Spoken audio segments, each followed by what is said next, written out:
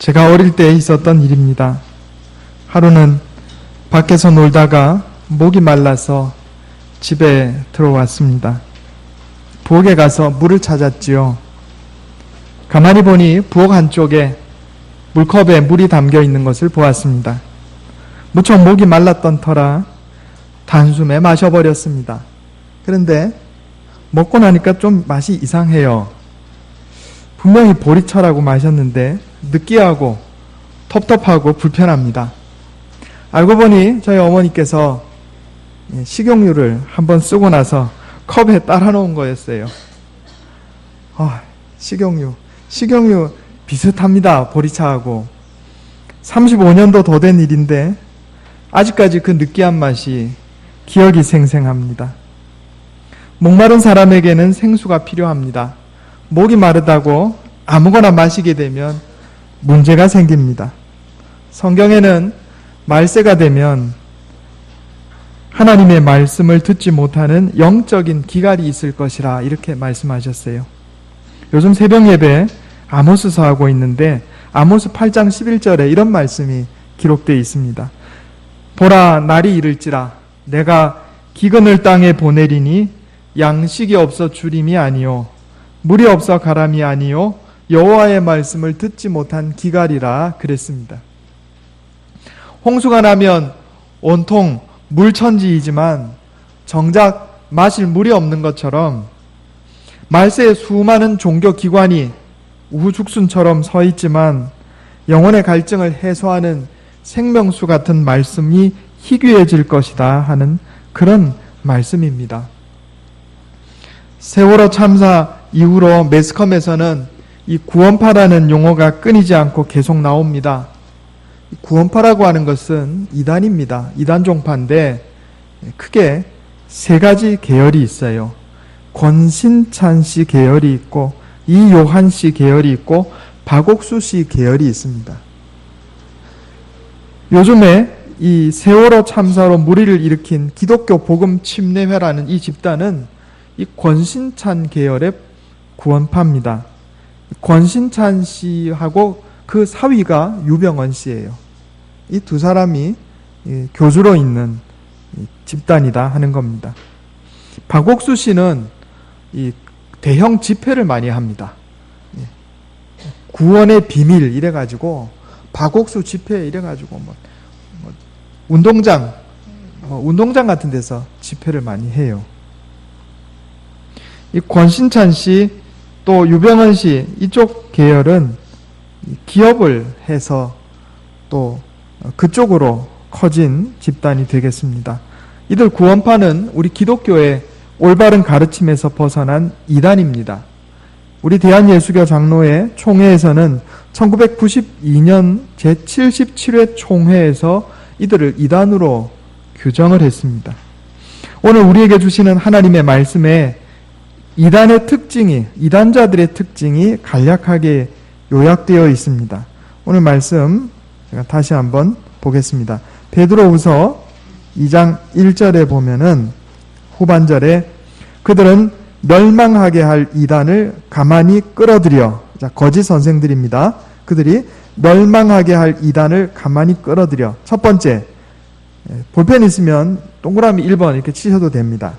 자기들을 사신 주를 부인하고 임박한 멸망을 스스로 취하는 자들이라. 자, 이단자들의 특징은 잘못된 교리입니다. 한번 따라해 보겠습니다. 잘못된 교리. 예. 두 번째 특징이 있는데 베드로후서 2장 2절에 나와 있습니다.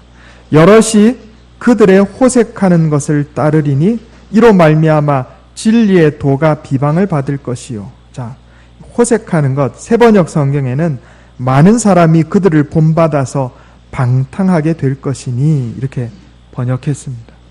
두 번째 특징은 방탕한 생활입니다. 따라해 보겠습니다. 방탕한 생활.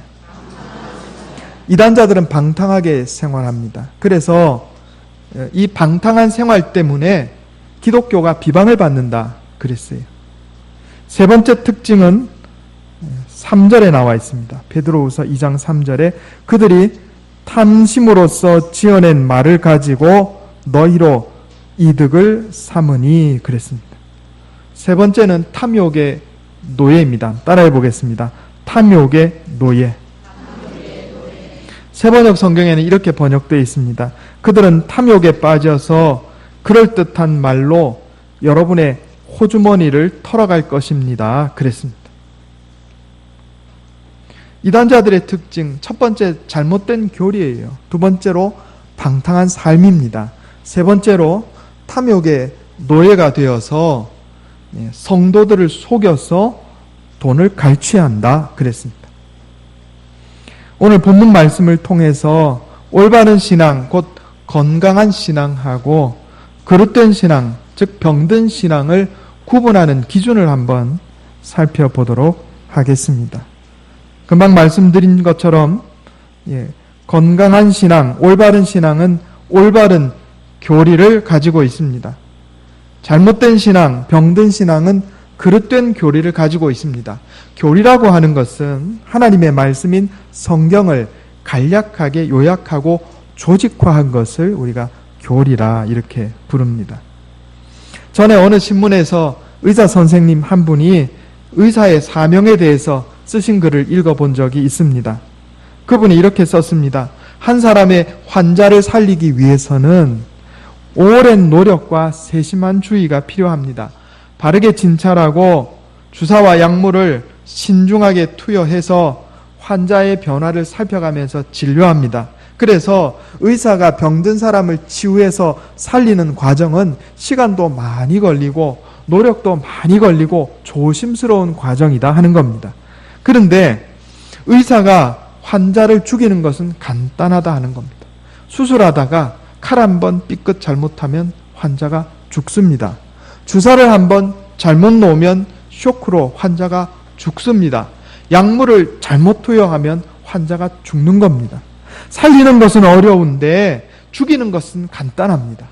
이것은 육신의 병에만 해당되는 것이 아니라 영혼의 병에도 똑같이 해당된다 하는 겁니다. 영혼의 병을 앓고 죽어가는 사람을 복음을 전해서 진리의 말씀을 전해서 하나님의 자녀로 만드는 것은 오랜 시간이 걸리고 세심한 주의와 관심이 필요하고 주변에 기도와 노력이 필요한데 한 사람이 잘못돼 가지고 영원한 멸망으로 떨어지는 것은 한순간이다 하는 겁니다. 마귀는요, 한 영혼을 영적으로 죽이기 위해서 잘못된 교리를 주입하고 그래서 영혼을 병들게 하고 결국 영원한 죽음에 이르게 한다 하는 겁니다. 올바른 교리의 가장 간략한 형태는 사도신경입니다. 정통 기독교는 사도신경을 우리의 신앙 고백으로 받아들입니다. 이 세상의 이단자들 가운데 95% 이상 대부분이 사도신경을 받아들이지 않습니다. 그래서 여러분 정통신앙과 이단자들을 구분하는 가장 중요한 기준은 사도신경입니다. 건강한 신앙, 올바른 신앙과 그릇된 신앙, 병든 신앙을 구분하는 가장 중요한 기본은 사도신경입니다. 우리가 사도신경을 외우는 이유가 있는 거예요. 사도신경 안에는 성부, 성자, 성령 하나님에 관한 우리의 신앙 고백이 들어 있습니다. 먼저 사도신경은 성부 하나님을 우리를 창조하시고 온 세계를 창조하시고 인류를 만드신 창조주 하나님으로 고백합니다. 두 번째로 사도신경은 성자 예수님에 대해서 고백합니다. 우리가 나 자신의 무슨 공로로 또는 내가 똑똑해서 구원받는 것이 아니고 십자가에 달리신 예수 그리스도의 십자가의 보혈로 하나님의 은혜로 구원받는다고 사도신경은 고백하고 있습니다. 이것이 우리의 신앙 고백입니다.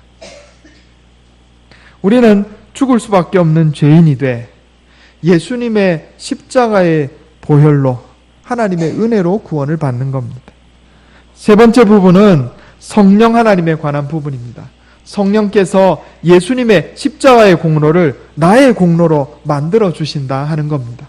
그리고 그 안에 교회에 대한 고백과 또 성도의 교제, 즉 은혜의 공유에 대한 고백이 있고 심판과 부활과 영생에 대한 고백이 있습니다.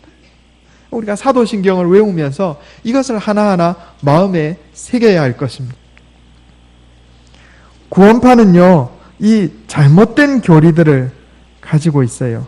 이 구원파의 잘못된 교리를 몇 가지 한번 제가 살펴보고자 합니다. 이들은 자신이 구원받은 시각을 알아야 구원받는다 이렇게 주장합니다. 이 사람들 특징이 뭐냐면 예수 잘 믿는 사람한테 찾아와가지고 구원받았습니까? 이렇게 물어봐요. 그래서 구원파예요. 예, 구원받았습니까? 예, 구원받았어요. 이래 대답하면 뭐라고 또 묻냐면 언제 구원받으셨어요? 그렇게 묻습니다. 언제 구원받았어요? 집사님 언제 구원받으셨어요? 예, 그냥 언제예요? 몇 년, 몇 월, 며칠이에요? 이렇게 묻습니다. 그래, 잘 모르겠는데요. 이러면 뭐라고 얘기하냐면 사람이 다 자기 생일을 아는 법인데 자신이 구원받은 날짜와 시간을 모른다는 것은 그건 구원 못 받은 겁니다. 이렇게 얘기를 하는 거예요. 잘못된 겁니다. 여러분, 우리가 이 세상에 태어난 날짜를 아는 것은 부모님이 가르쳐 주셔서 아는 거죠. 태어났을 때 엄마 뱃속에서 나와가지고 달력 보고 오늘 몇 년, 몇 월, 며칠 시계 보고 몇 시로구나 이렇게 해서 자기가 태어난 날짜와 시간을 아는 사람 없지요? 없어요. 그래서 부모님이 일찍 돌아가신 분들 가운데 생년월일을 모르는 분들이 많습니다. 그러면 생년월일을 모르니까 이 사람 죽은 사람입니까? 멀쩡하게 살아있는데 죽은 사람이에요? 아니죠. 이처럼 우리가 내가 구원받은 시간을 알지 못해도 우리는 예수 그리스도를 믿는 사람이라면 다 하나님의 은혜로 하나님의 자녀된 사람입니다. 이것을 믿으시기 바랍니다. 이 잘못된 교리를 가지고 사람들을 미혹하니까 잘못되는 거예요. 또 이 사람들은 어떤 이야기를 하냐면 이렇게 얘기합니다. 한 번 회개하면 회개 끝났는데 왜 자꾸 회개하라 하는지 모르겠다고. 회개를 자꾸 하는 것은 구원받지 못한 증거라고 이렇게 주장을 합니다. 여러분, 살아가면서 잘못하면 회개하지요? 예. 예수 믿을 때 한번 회개했는데 왜 또 회개하세요? 구원 못 받았나 보네. 이렇게 얘기를 한단 말이에요. 그러니까 이 사람들 뭐가 문제냐 하면은 회심하고 참회를 구분하지 못해서 그래요. 회개는 두 가지 종류가 있습니다. 내가 일생에 한 번 예수 그리스도를 믿고 하나님의 백성이 되는 것, 이것을 우리가 회심이다 이렇게 얘기합니다. 그런데 우리가 예수 믿고 하나님의 자녀가 되어도 때때로 죄를 짓습니다. 그럴 때는 뭐 해야 돼요? 참회해야 돼요. 참회. 똑같은 회개인데 이거는 내 죄를 고백하고 고치는 거예요. 개선하는 거예요. 그러니까 우리는 회개를 계속하는 겁니다. 회심은 일생에 한 번일지라도 참회로서의 회개는 일생 동안 계속하는 거예요. 또 이 사람들은 스스로 죄인이라고 고백하면 지옥으로 간다고 주장합니다. 그리스도인은 예수 믿고 의인이 되었는데 왜 자기를 스스로를 죄인이라고 얘기하느냐 하는 거죠. 그러니까 본인이 죄인이라고 생각하는 것은 지옥 자식이니까 지옥에 간다 이렇게 주장합니다. 이들은 어리석게도 칭의하고 성화를 구분하지 못하는 겁니다. 우리는 본질적으로 죄인입니다. 우리는 부족합니다. 그런데 하나님께서 내 죄를 용서해 주겠다. 사죄 선언을 법정적으로 사죄 선언을 해 주셨기 때문에 의롭다 여김을 받은 거예요. 그러나 본질적으로 우리는 여전히 부족합니다. 제가 전에 그런 말씀 드렸죠. 자, 성경에 따르면 다른 사람 미워하는 것도 죄예요. 그죠? 불평, 불만하는 것도 죄예요. 나쁜 생각 품는 것도 죄란 말이에요. 그러면 하루에 내가 나쁜 생각 품는 것까지 포함해가지고 하루에 3번 이하로 죄 짓는 사람 한번 손들어 보세요. 3번 이하. 나는 나쁜 생각, 다른 사람에 대해서 기분 안 좋은 생각, 미워하는 생각, 이런 좋지 않은 생각을 포함해서 거짓말하는 거 이런 거 다 포함해서 하루에 3번 안쪽으로 죄 짓는 사람. 이쯤 되면 훌륭한 사람입니다. 성인이죠, 성인. 하루에 3번만 죄를 지어도 한 달이면 100번 가까이 되는 것이고 1년이면 몇 번이에요? 10,000번. 10년이면 1년이면 1000번, 10년이면 10,000번. 요즘 한 90세 이상 사니까 90평생 살면 9만 번. 9만 번 죄를 짓는 거예요. 그건 내가 죄인이 아니다 얘기할 수가 없습니다. 비록 예수 그리스도의 십자가의 보혈로 우리가 용서받아서 하나님의 자녀인 자격을 취득했지만 본질적으로는 아직도 부족한 죄인인 거예요. 그래서 구원파의 교리가 잘못된 겁니다. 우리는 죄 사함을 받았지만은 여전히 죄를 짓습니다. 칭의와 성화를 구분해야 한다 하는 겁니다. 이 사람들은 또 무슨 얘기하냐면 정통교회 예배 형식이나 주의를 지키는 거, 11조, 새벽기도, 축도 이런 것을 다 무시하고 부정합니다. 제도를 무시하고 부정하는 거예요. 그게 얼마 전에 인터뷰 자기네 옹호한다고 인터뷰 나왔잖아요. 우리는 목사만 성경 해석권 가진 게 아니고 우리 다 성경 해석할 수 있고 설교한 것에 대해서 토론도 하고 그런다. 제도, 하나님 앞에 드리는 예배라는 형식 자체를 부인하는 겁니다. 그릇을 깨뜨리면 물은 어디에 담습니까? 교회 제도를 깨뜨리면 복음은 어디에 담는단 말입니까? 제도가 본질은 아니지만은 복음이라고 하는 것을 담기 위해서 교회의 제도는 필요한 것입니다.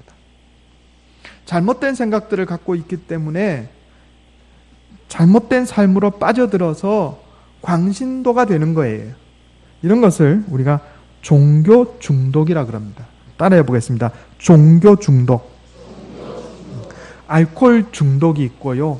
도박 중독이 있고 이런 중독이 있습니다. 카페인 중독이 있어요. 이런 것처럼 종교 중독이라는 것도 있어요.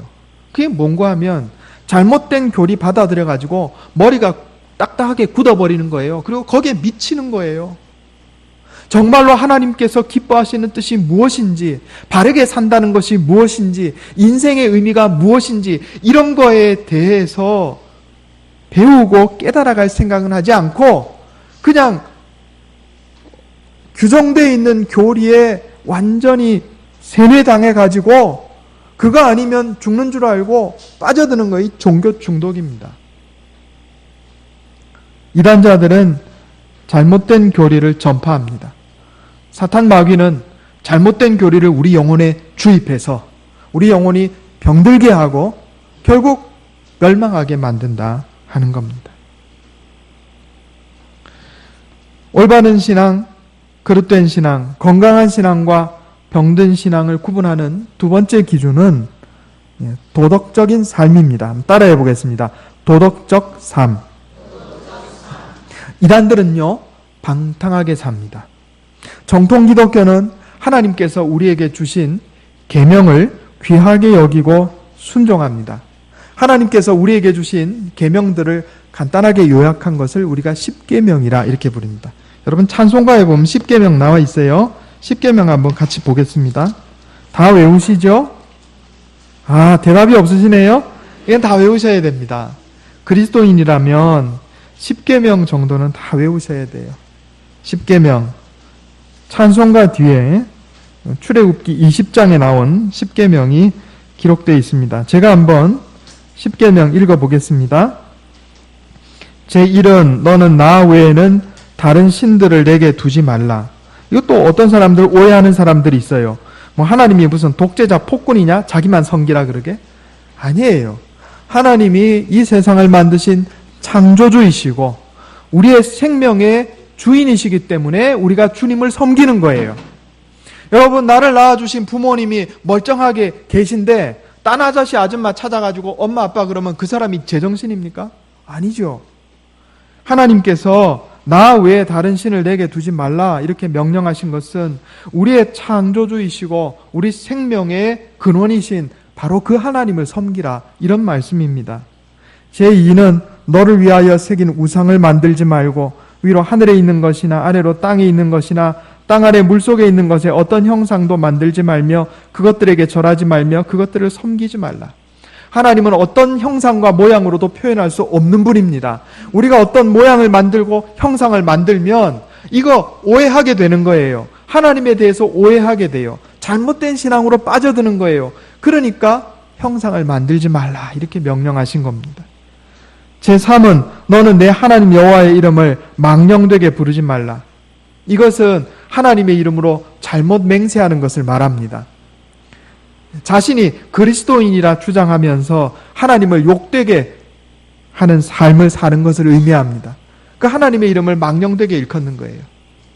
사업하는 사람이 내가 장로인데, 내가 안수집사인데 그렇게 말해놓고 나서 사업 거래 당사자에게 사기를 쳤다. 이거 하나님의 이름을 망령되게 일컫는 겁니다. 하나님의 이름을 욕되게 하지 말라는 말씀이에요. 제4는 안식일을 기억하여 거룩하게 지키라 그랬습니다. 이것이 10계명 가운데 하나님과 나 사이의 관계에 대한 계명입니다. 제5계명 제가 한번 보겠습니다. 내 부모를 공경하라. 제6은 살인하지 말라. 제7은 간음하지 말라. 제8은 도둑질하지 말라. 제9는 내 이웃에 대하여 거짓 증거하지 말라. 이것은 이웃과의 관계에 대한 계명입니다. 우리는 그리스도인으로서 부모를 공경하고 살인하거나 간음하거나 도둑질하거나 거짓말하거나 이런 죄에서 벗어나야 한다는 겁니다. 마지막으로 이웃의 집을 탐내지 말라 하는 말씀은 물질과의 관계에 대한 계명입니다. 여러분, 하나님께서 우리 그리스도인들에게 지켜야 할 계명을 주셨습니다.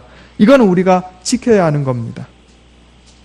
중국의 장자가 어느 날 남루한 배옷에 다 떨어진 집신을 신고 위나라의 해왕을 만났습니다. 왕을 만났어요. 왕이 장자를 보고서 이렇게 말합니다. 선생은 어찌 그리 피폐하십니까? 이랬단 말이에요. 허름한 옷 입고 집신 신고 나타났으니 어찌 그리 피폐하십니까? 그랬어요. 그러니까 장자가 왕에게 말합니다. 선비로서 도덕적으로 행하지 않는 것이 피폐한 것입니다. 옷이 헤어지고 신이 떨어진 것은 단지 가난한 것이지 피폐한 것이 아닙니다. 그랬습니다. 피폐하다는 것은 쇠약해서 지치고 몰락하다 이런 뜻입니다. 우리 그리스도인들에게 마찬가지입니다. 가난한 것이 피폐한 것이 아니라 말씀대로 단정하게 살지 못하는 것이 피폐한 것입니다. 올바른 교리는 우리를 바르고 선한 삶으로 이끕니다. 그릇된 교리는 방탕한 삶으로, 악한 삶으로 이끕니다. 성경 한번 찾아보겠습니다. 성경 베드로 후서 2장 18절. 오늘 본문 말씀 바로 옆이죠. 베드로 후서 2장 18절 19절 제가 읽겠습니다. 눈으로 한번 따라 읽어주시기 바랍니다. 같이 한번 읽겠습니다. 베드로후서 2장 18절 19절. 자, 시작. 그들이 허탄한 자랑의 말을 토하며 그릇되게 행하는 사람들에게서 겨우 피한 자들을 음란으로서 육체의 정욕 중에서 유혹하는도다. 그들에게 자유를 준다 하여도 자신들은 멸망의 종들이니 누구든지 진자는 이긴 자의 종이 됨이라. 아멘. 22절 읽겠습니다. 2장 22절 같이 읽겠습니다. 시작. 참된 속담에 이르기를 개가 그 토하였던 것에 돌아가고 돼지가 씻었다가 더러운 구덩이에 도로 누웠다 하는 말이 그들에게 응하였도다. 이단자들은요, 자유와 방종을 혼돈하였습니다. 예수 그리스도를 믿고 복음을 받아들인 자는 율법에서 자유함을 얻게 되었다 하는 이 말씀을 오해했습니다. 하나님께서 우리에게 자유를 주신 것은 방탕하게 지 마음대로 살라고 자유를 주신 것이 아니라 하나님께서 내게 맡겨주신 사명을 감당하라고, 해야 할 일을 하라고 사명을 주신 겁니다. 그런데 이들은 자유와 방종을 혼돈하고 온갖 율법과 육체의 규율에서 벗어나 해방되었기 때문에 방탕하게 살아도 된다고 교인들을 잘못 가르쳤다 하는 겁니다. 우리 그리스도인들이 하나님의 은혜로 예수 그리스도의 십자가의 보혈로 구원받은 사실을 잊어버리고 과거의 방탕하고 악한 생활로 돌아간다면 그것은 마치 개가 그 토하였던 것을 다시 먹고 돼지가 씻은 다음에 다시 진창에 뒹구는 것과 같다 하는 겁니다. 제 어릴 때 개가 토한 거 먹는 거 봤거든요. 정말로 토한 거 다시 먹더라고요. 얼마나 지저분해요? 그리스도인들이 예수 그리스도를 믿고 하나님의 자녀가 된 다음에 과거의 방탕한 생활로 돌아가는 것은 마치 개가 토하였던 것을 다시 먹는 것과 똑같은 짓이다 하는 겁니다. 세 번째, 올바른 신앙과 그릇된 신앙, 건강한 신앙과 병든 신앙을 구분하는 세 번째 기준은 순례자 인생인가 하는 겁니다. 한번 따라해 보겠습니다. 순례자 인생인가 탐욕의 노예인가? 성경은 우리 그리스도인들을 나그네라 이렇게 정의합니다. 우리 베드로후서 바로 전에 베드로 전서에 보면 너희가 나그네로 있을 때를 두려움으로 지내라 이렇게 말씀합니다. 사랑하는 자들아, 거류민과 나그네 같은 너희를 권하노니 영혼을 거슬러 싸우는 육체의 정욕을 제어하라 이렇게 말씀하셨어요. 성경은 우리를 나그네라고 정의합니다. 무슨 나그네예요? 이 땅을 순례하는 나그네. 중세시대의 수도사들은 성도들을 라틴어로 비아토르라 이렇게 얘기했습니다. 비아토르. 비아토르는 나그네를 의미합니다. 이 세상을 지나가는 자를 의미합니다. 우리의 본향은 하늘에 있고 이 세상에서 사는 삶은 나그네처럼 지나가는 거예요. 지나가는 겁니다. 내 인생길은 나그네다 하는 걸 잊지 마시기 바랍니다. 터키 사람들은 고난과 슬픔을 당한 사람에게 인사할 때 이렇게 말한다고 합니다. 빨리 지나가기 바랍니다. 인생길에 그건 지나쳐 간다는 거예요. 집착하지 말라는 거예요. 우리는 나그네니까 지나가면 된다는 거예요. 우리의 본향은 하늘에 있고 이 땅에서의 삶은 여행자의 삶입니다. 순례자의 삶입니다. 그래서 참된 성도는 그물에 걸리지 않는 바람처럼 이 세상을 살아갑니다. 바람은 그물에 잡히지 않아요. 그렇죠?